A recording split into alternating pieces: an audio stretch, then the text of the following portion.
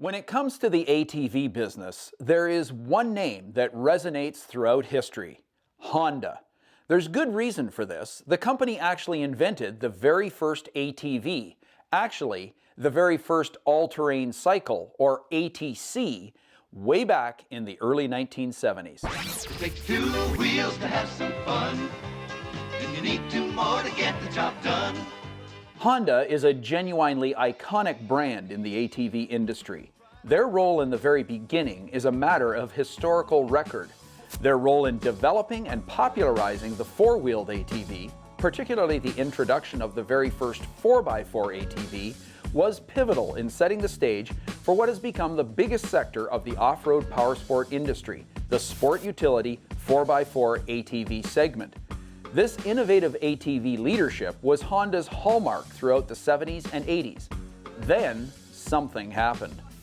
We'll be honest here, during the early 2000s and up until just a couple of years ago, Honda appeared to be content to ride on the strength of their brand and their stellar reputation for enduring durability. What seemed strange to observers was the company's retreat from innovation leadership. While on the outside, Honda appeared complacent, the sales numbers told a different story.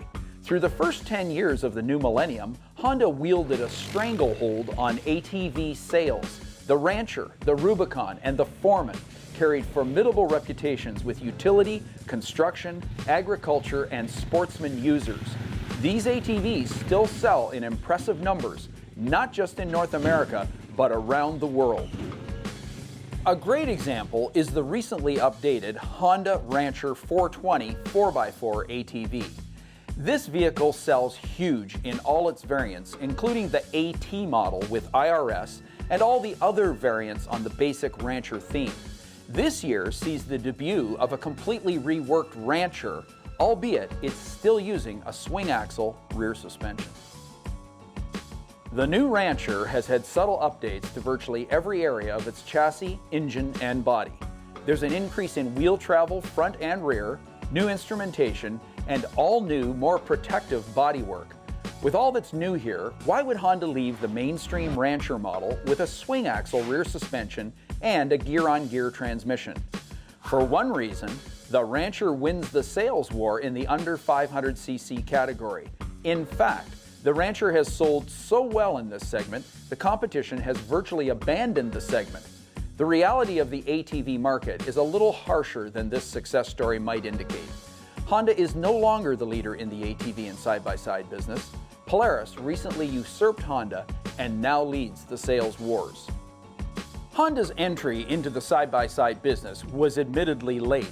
However, the company has been moving fast in this powerfully popular segment of the off-road industry, introducing first the Big Red, then reinventing this model and launching the Honda Pioneer and Pioneer 4. Of all the vehicles Honda has introduced into the off-road business in the last 10 years, we think the new Pioneer and Pioneer 4 are the most innovative. The Pioneer 4's morphing rear cargo box demonstrates not just mechanical innovation, but solid marketing savvy, something the competition has been wondering if Honda still possessed. The way the Pioneer 4, for what seems like a very reasonable price, can change its skin into a full-on, safe, legal, and well-appointed four-seater is genius.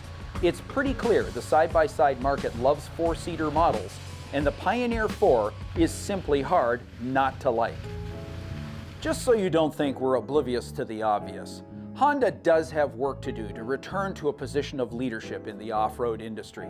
For sure, the Pioneer needs more power and a high-low range transmission, and Honda ATV models need more IRS and a CVT transmission. However, we see lights. We see bright lights turning back on at Honda.